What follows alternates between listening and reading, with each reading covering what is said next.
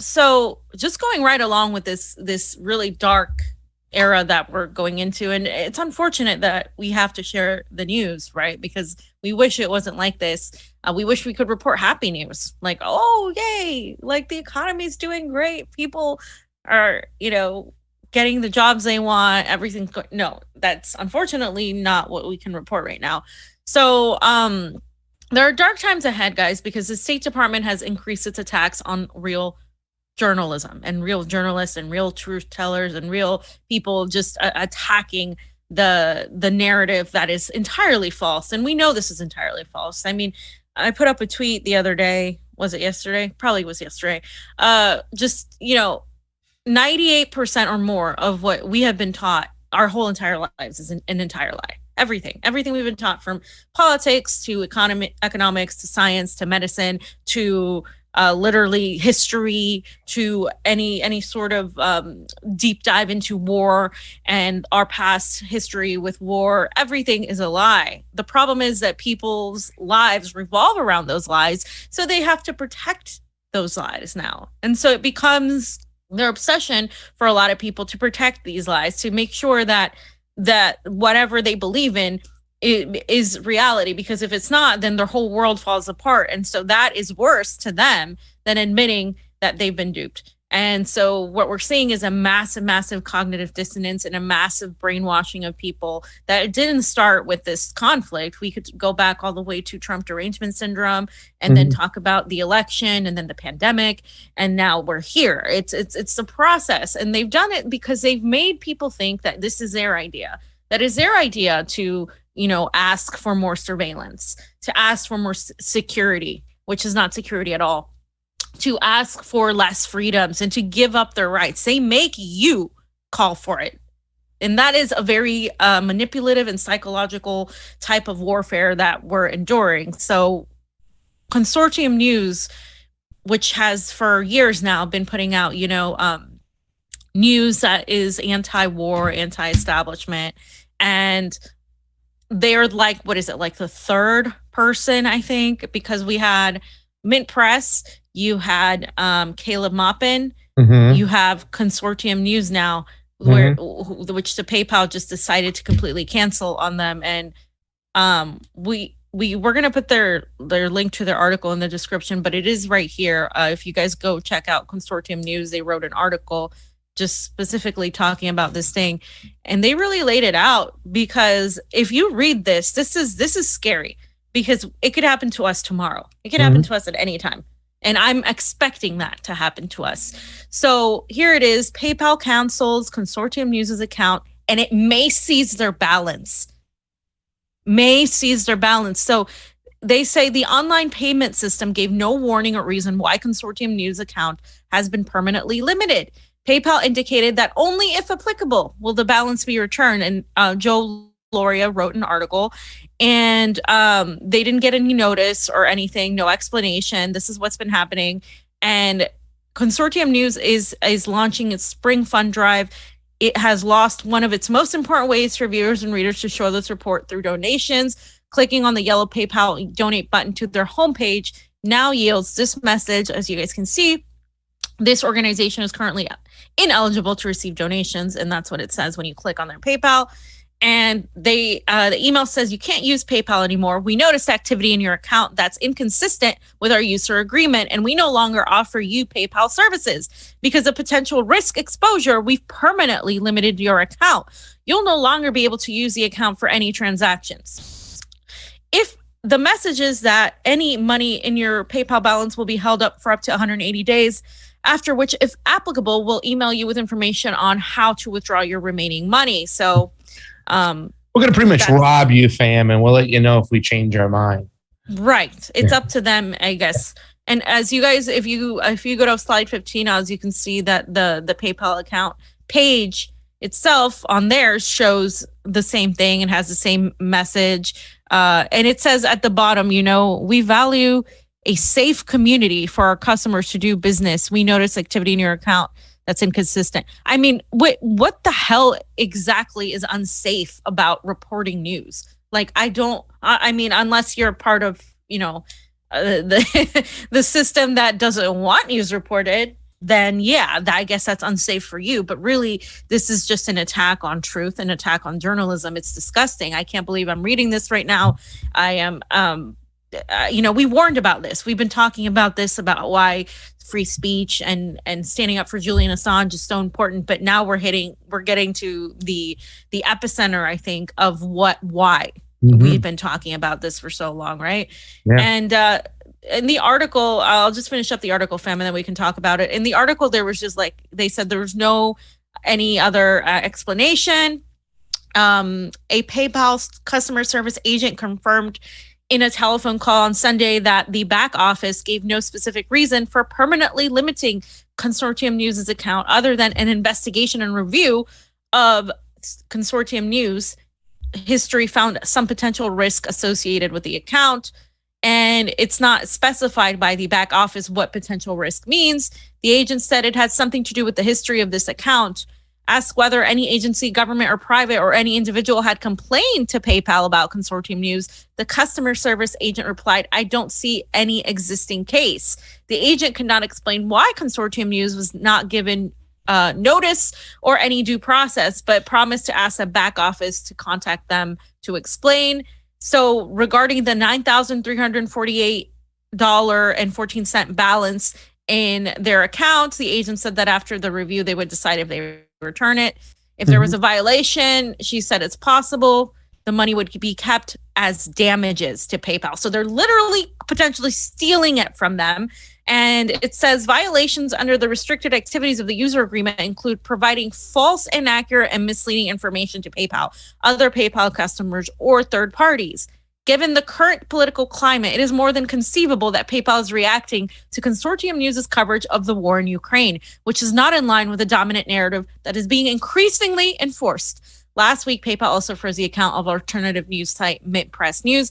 And of course, individuals like Caleb Mopp and others that have been targeted by PayPal, I know, are Ryan Christian, Whitney Webb. Yeah. They've been attacked by Patreon. So Patreon's not safe. PayPal's not safe. Nothing is safe, essentially. That's where we're at. Yeah. And I'm glad you mentioned Ryan. I have it written down in my notes. Ryan Christian, he went through this several years ago. And it was like, I remember what happened. Nobody was making a big deal about it then. It's like, dude, dark days are coming. Here we are again. And I think it was Sean Abreu made a great tweet today about talking about the fact that it's like, very similar to what you're talking about, how they convince you to kind of push for this censorship, right? You're the virtuous one. And it's a psychological op, really, that kind of goes and tickles the ego of sorts, fam, right? They tickle that ego, and they find that people who have this kind of like hidden sense of narcissism, what I'm saying? Like this narcissism of sorts, that they got to be the virtuous ones and they got to be the savior, or they got to be the knights, what I'm saying? And that you should shut that person down because what that person is saying is bad, what I'm saying? We're the virtuous ones, without thinking about the nuances about how important it is to have freedom of speech, especially when it comes to people you totally disagree with, right? That's speech you want to fight with for more than anything, because at one time, one day, the chickens are going to come home to roost and they're going to go after you. And you might think that, you're on the team right now that's getting to, censor, or, you're along with the ideology of the people who are doing the censoring to other people that are different than you, but it's going to come back on you. No matter what, it's going to come back to you. And when you've opened up a Pandora's shit box and you allow this censorship and you actually cheer for it, and there's so many people, fam, how many people do we see cheering this stuff on when it happens? Up, this person got taken down. Let's have 2 drinks today when you got taken down, right? It's like you're cheering on freaking censorship. But I mean, this is where we're at, and it's only going to get darker from now on. I mean, this should be illegal, what they're doing. And don't tell me it's a private company, whatnot, cutting off people's finances and stuff, cutting off their people's ability to eat because you don't like what they have to say. The intelligence apparatus has taken fascism and rebranded it to a segment of the population that was supposedly largely anti-fascist, but they've rebranded it as disinformation, as combating something for democracy. And as our good friend Fidel Castro said. Exactly. That is, they're calling fascism, it's fascism, but it's going to be called democracy. And so they've rebranded this fascism as democracy. And now these people are eating it up, thinking that it's democracy. They're so brainwashed that they're promoting full-on fascism, and they're becoming fascists themselves. And the worst part is they're not seeing it, because, as you said, they think they're the virtuous ones, and they think they're right.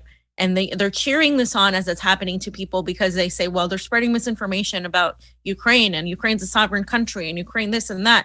And, simultaneously, you have the United States continuing to fund Israel, that has caused a complete and total dehumanization of Palestinians, continues to bomb them. You have they're funding and working with Saudi Arabia that continues to dehumanize and kill Yemeni people. You have the death and destruction of the Yemeni people, the Palestinian people, what happened in Libya, what's happened throughout West Asia, and you have all of that happening, but somehow Ukraine is now the thing you are supposed to be supporting, and they don't realize how they've become tools of oppression. And it's sad, yeah, but it's scary, because these are the people that we are opposing, and these are the people that have claimed to be the virtuous ones. It's almost like they're religious zealots, and they're fighting this jihad against what they claim is some sort of dictator and Russian assets and all of that. Yeah, but let's also be honest too, fam. They're not anti-fascist. They never were anti-fascist, because they didn't even know what the definition of fascism was. They equated fascism to racism. You know what I'm saying? And that's, along with that becomes beating down your neighbor who's the racist. You know what I'm saying? Like, oh, the old people from the Midwest and all these other people, they're racist. And, you know what I'm saying? They're not allies, and we need to teach them how to be allies, and we have to shut up their speech, whatnot and stuff. But they don't understand what fascism really is. And fascism is that merger between government and state. And now they are completely joined at the hip, especially when it comes to our media, which is not media. It's just nothing more than propaganda. So, this is the correct. They don't even get to claim pasta. No. They don't get to claim that they're anti-racist either, because the level of unhinged attacks against Russians and the depiction of them as a lesser than human, to me, is racist. So, I know. They don't at the end of the day. Yeah. And it's just for virtue signaling that they've claimed to be anti-racist, because they're really, when it comes down to it, they're not. Because they're employing the same people and the same mechanisms that use racism to divide people and to continue that. They weaponize racism in order to get people on their side, but really they're not anti-racist at all. They absolutely that's another thing. Virtue signal about being racist, anti-racist. Because the most racist thing we can do as a nation is go around and bomb indigenous countries, indigenous people in their own homeland, and yet they don't know about that too. So you're absolutely right there too as well, fam. So really, to tell you the truth, they're sheep. They're sheep. That's all they are. They're being herded right off the cliff. They're worried about the wolf, and yet the shepherd's going to kill them.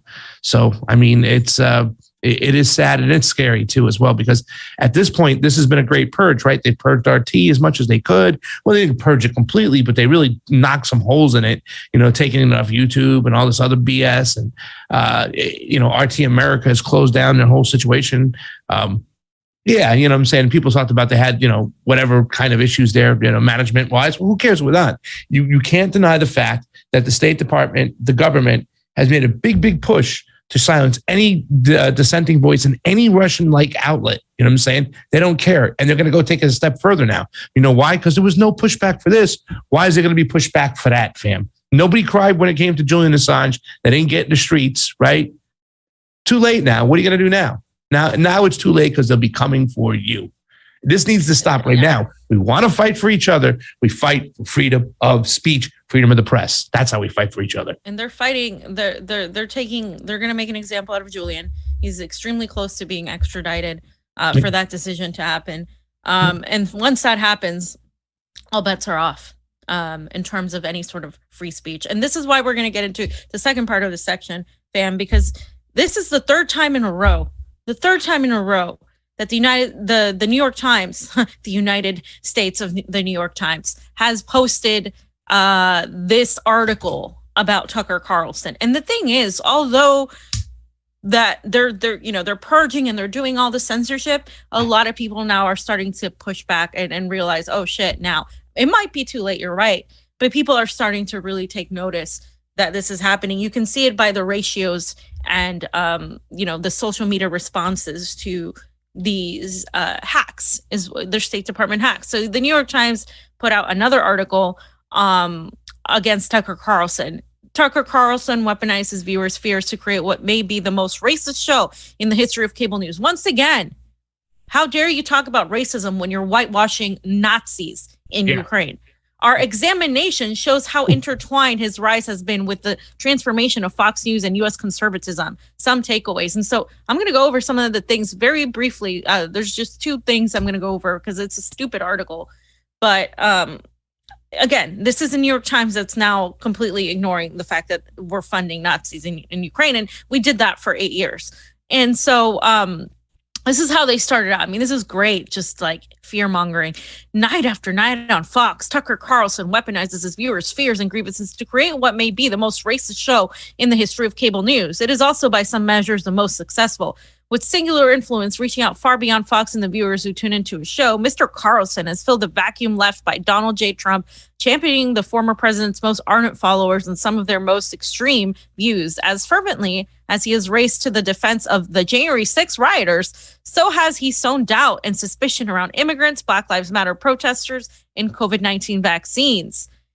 A New York Times examination of Mr. Carlson's career, including interviews with dozens of friends, former colleagues, and an analysis of more than 1,100 episodes of his Fox program, shows how he has grown increasingly sympathetic to the nativist currents coursing through U.S. politics and how intertwined his rise has been with the transformations of his network and of American conservatism. So, first of all, notice how they use Black Lives Matter, they use January 6th, and then immigrants. They tokenize them immigrants. They tokenize the Black Lives Matter protest. They've co-opted the whole thing. They talk about January 6th as if it was still like this big deal. And then, of course, COVID-19 vaccines. Tucker Carlson isn't my favorite person in the world, but Tucker Carlson has the most leftist, anti-imperialist voices on his show than any of these other CNN hacks. In fact, they don't invite any of us on there. Tucker Carlson has invited, even Caleb Maupin has invited a bunch of people on his show. Our friend Andrew from Action for Assange got to speak about Julian Assange.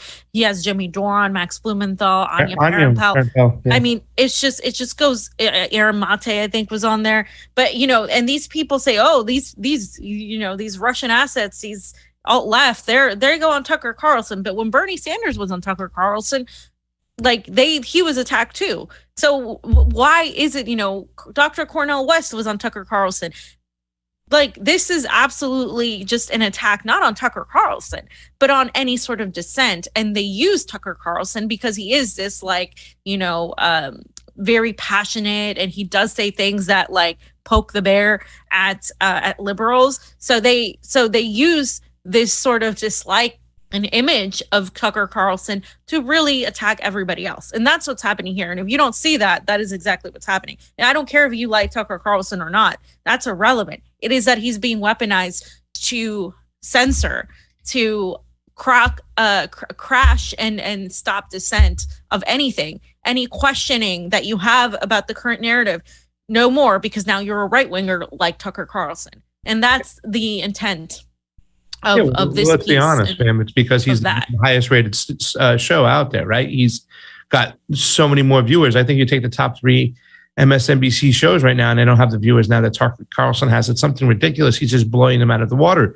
And you want to have this continuous team sports mentality out there, right? You know what I'm saying? In that article, they mentioned the January 6th stuff, but they also talk about conservatives. They said the word conservative, inside that article and stuff oh, that's conservatives. They're bad. Your neighbor who's a Trump person, he's a racist for supporting him. They're bad. That's who your enemy is. It's your neighbor. It's your neighbor. It's your neighbor. It's your neighbor. It's your neighbor. It's all just tribal literature right here. And it's designed to do one thing: keep you, consumed and looking at your neighbor and not the oligarchy upstairs. And that's why they're choosing Tucker Carlson, because Tucker Carlson has the biggest conservative audience. More people watch Tucker than anything else. And let's not also forget, fam, RT was taken off of DirecTV, right?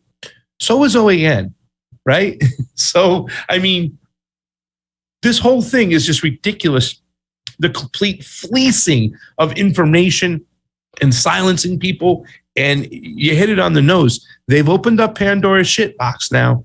And even worse times are coming. It's kind of crazy that they even mentioned January 6th in this whole thing. It's like they're just doing the same thing over and over and over again. And they're almost desperate when you read this. You know what I'm saying? It seems I sense a little desperation that some people might be calling bullshit.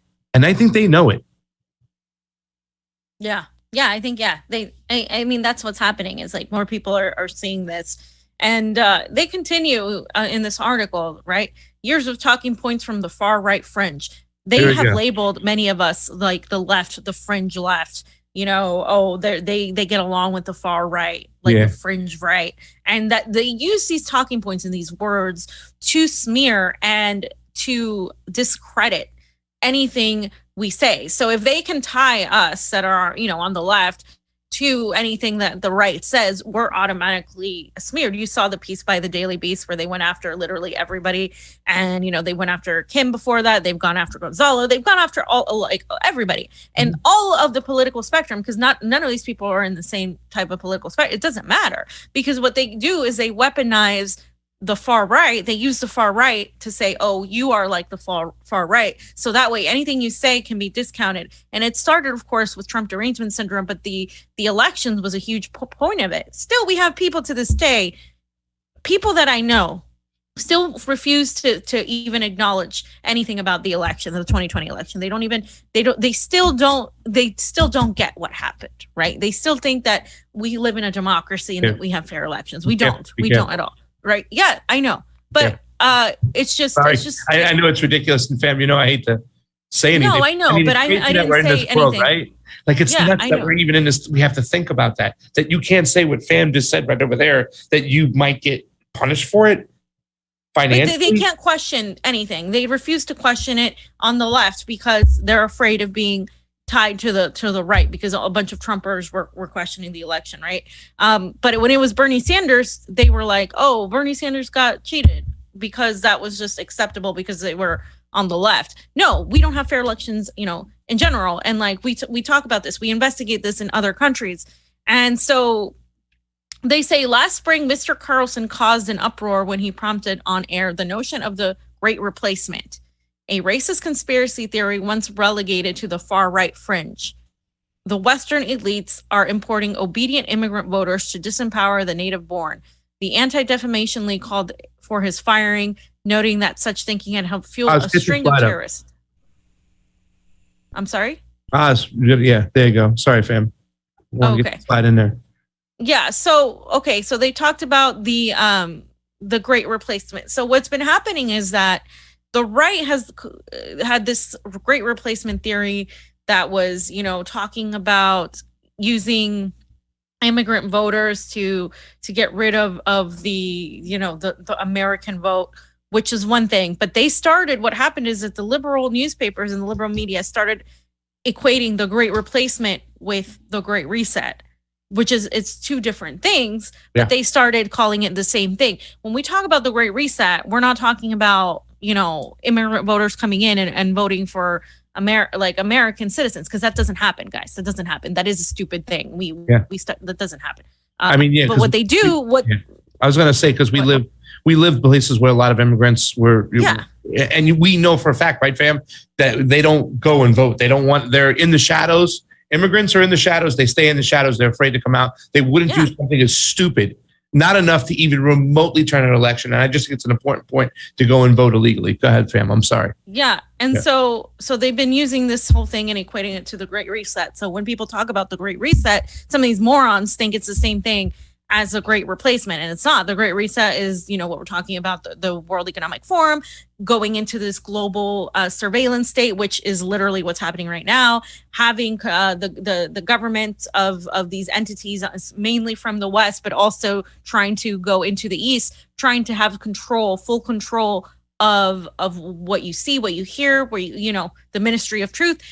All of this is happening on the heels of the Ministry of Truth creation by the Department of Homeland Security. So that's what we're talking about. That has nothing to do with what these people talk about. But of course, they use the same type of tactics to make people think that that's what we mean, and so that they're saying, "Oh, you're far left fringe or whatever," and that's where we're at. Left and yeah, or it's insane. So this is the kind of thing that the New York Times is focused on, because they're part of the State Department narrative. They're allowed to make things up. They're allowed to call Tucker all the things they call him. They're allowed to call us all the things. You have the Daily Beast, you have the Business Insider who wrote that article. I mean, they're allowed to say that you might have ties to Putin, that you might have ties to Assad.